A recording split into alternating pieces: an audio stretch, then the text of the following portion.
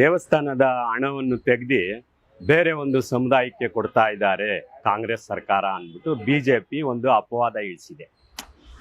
ಅವ್ರಿಗೆ ಏನು ನಾನು ಅನ್ಕೊಳ್ತೀನಿ, ಅವ್ರಿಗೇನು ಇನ್ನೂ ಗೊತ್ತಿಲ್ಲ ಅನಿಸುತ್ತೆ. ಇನ್ನು ಸರಿಯಾಗಿ ಅವ್ರೇನು ಸರ್ಕಾರ ಏನು ಮಾಡಿದೆ ಅಂತಲೂ ಗೊತ್ತಿಲ್ಲ.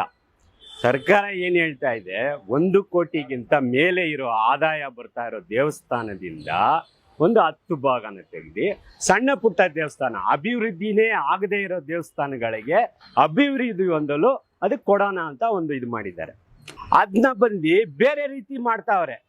ನಾವು ಆ ದುಡ್ಡನ್ನ ಏನೋ ಬೇರೆದಕ್ಕೆ ಬಳಸ್ತಾ ಇದ್ದೀವಿ, ಇದು ಮಾಡ್ತಾ ಇದ್ದೀವಿ, ಅದು ಮಾಡ್ತಾ ಇದ್ದೀವಿ. ಅದು ಇಲ್ಲ, ಅದು ತಪ್ಪು. ಇವ್ರ ಗ್ರಹಿಕೆನೇ ತಪ್ಪಾಗಿದೆ.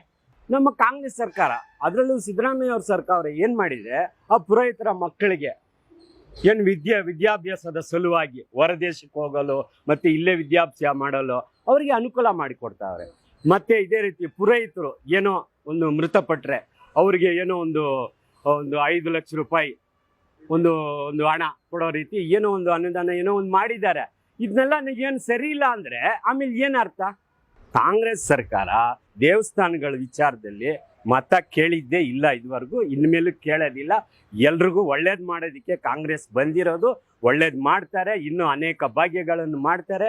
ಕೇಂದ್ರ ಸರ್ಕಾರದಲ್ಲಿ ಕಾಂಗ್ರೆಸ್ಸು ಸರ್ಕಾರ ರಚನೆ ಆದಮೇಲೆ ಇಡೀ ದೇಶನೇ ಅಭಿವೃದ್ಧಿ ಆಗೋ ಒಂದು ಬಂದಿದೆ. ಅಭಿವೃದ್ಧಿ ಆಗುತ್ತೆ, ಎಲ್ಲರಿಗೂ ಒಳ್ಳೇದಾಗುತ್ತೆ.